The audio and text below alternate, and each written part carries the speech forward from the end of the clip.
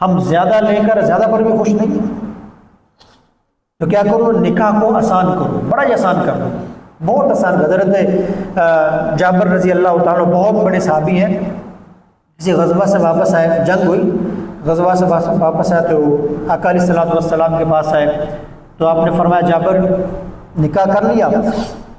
فرمانے لگے جی میں نکاح کر کے ہی گیا تھا غزوہ میں۔ کیا فرمانے لگے؟ نکاح کر کے ہی گیا تھا غزوہ میں۔ اب جہاں ایک بات ہے غور طلب ہے کہ اس وقت مدینہ کتنا تھا؟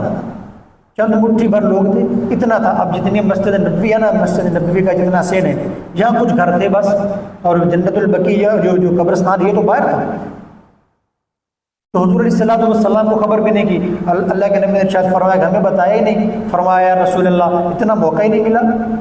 پھر اللہ کے نبی نے ان کو دعا دی، اللہ تمہاری عزت میں، تمہاری شادی میں برکتیں عطا فرمائے۔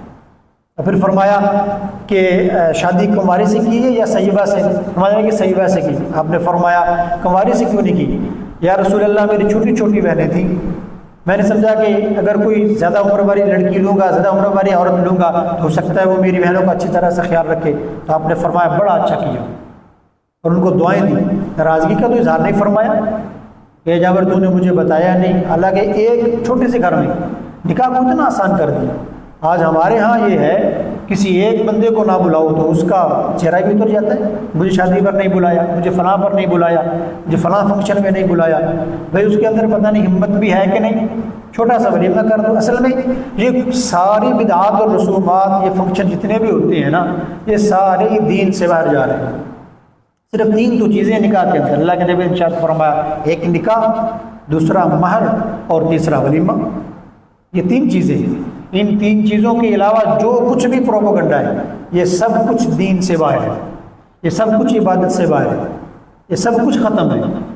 یہ 3 چیزیں کر لو، اور پھر چھوٹا سا ولیمہ کی اتنی ہمت ہے اتنی کر لو۔ حضور علیہ الصلوۃ والسلام نے اپنے ایک ہی نکاح پر ولیمہ فرمایا، چند لوگوں کو بلاتے کہتے کہ یہ میرا ولیمہ ہے، ابو بکر کو بلا لو، عمر کو بلا لو، طلحہ کو بلا لو، زبیر کو۔ ایک ولیمے تو اللہ کے نبی کے صرف 7 لوگ تھے، گنے چنے 7 لوگ ولیمے پر تھے، آپ نے ولیمہ کر دیا۔ تو یہ تھی سادگی، اتنی تھی۔ اب ہمیں کہتے ہیں کہ شرم و حیا، حضرت عمر رضی اللہ تعالیٰ عنہ کی بیٹی تھی حضرت حفصہ رضی اللہ تعالیٰ عنہ، وہ جوان ہو گئی تو ان کو فکر ہوگی کہ ان کا نکاح کیا جائے، تو مسجد میں کیا حضرت ابو بکر تشریف فرما تھے، تو فرمانے لگے ابو بکر میری بیٹی جوان ہے، نکاح کر لو۔ وہ خاموش رہے، چلے گئے۔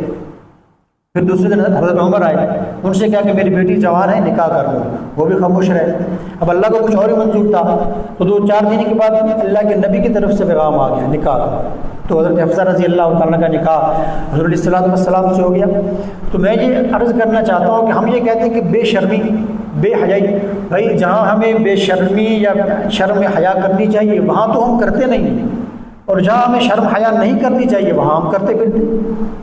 بچیوں سے شرم حیا ہے، نکاح کا پیغام دینے میں شرم حیا ہے، حالانکہ یہ نکاح کا پیغام دینا بھی عبادت ہے، وہاں بھی شرمی کچھ نہیں ہے۔ ابھی پچھلے دنوں ایک گھر میں رشتہ داری ہے، کہنے لگے مولانا ہمارے ساتھ آؤ، ہم نے ایک گھر کو دیکھنا ہے، رشتہ کرنا ہے۔ میں نے چلو میں بھی ساتھ چلا لیا، وہاں یہی شہر میں پاک پتن میں۔ جب وہاں گیا تو ایک کمرے میں بیٹھے تو وہاں وہ ان کے والد صاحب بھی تھے، وہ لڑکا بھی تھا، اور وہاں خواتین بھی آ گئی ساری۔ تو میں نے کہا بھائی خواتین علیحدہ بیٹھ جائیں، مرد علیحدہ بیٹھ جائیں۔ میں نے کہا نہیں جی یہ شہر کے اندر تو ایسے ہوتا ہے۔ تو میں نے کہا بھائی اگر ایسے ہوتا ہے تو ہم تو ایسے میں نہیں بیٹھتے، ہم تو یہاں نہیں بیٹھیں گے۔ اب ان لوگوں نے وہاں بیٹھے ہوئے دین کا تو کنسیپٹ ہی ختم ہو گیا۔ وہ کیا باتیں کر رہے ہیں، لڑکا یہ کرتا ہے، لڑکا فلاں کرتا ہے، اس کی فلاں جاب ہے، وہ کام کرتا ہے، وہ یہ کرتا ہے، یہ گھر ہے، 2 کمرے 3 کمرے فلاں کمرے، وہ بس یہی بات، اور مخلوط نظام۔ میں نے کہا ہم تو یہاں رشتہ نہیں، میری طرف سے تو نہ ہے۔ ان سے میں نے کہا اپنی طرف سے کر لو کرنا ہے۔ تو ایسے گھر بھی ہیں۔ تو خیر ہم دین سے بڑی دور جا رہے ہیں، ہمارا دین سے نا شاید دور دور سے کوئی تعلق ختم ہوتا جا رہا ہے، معاملات کے اندر، معاشرت کے اندر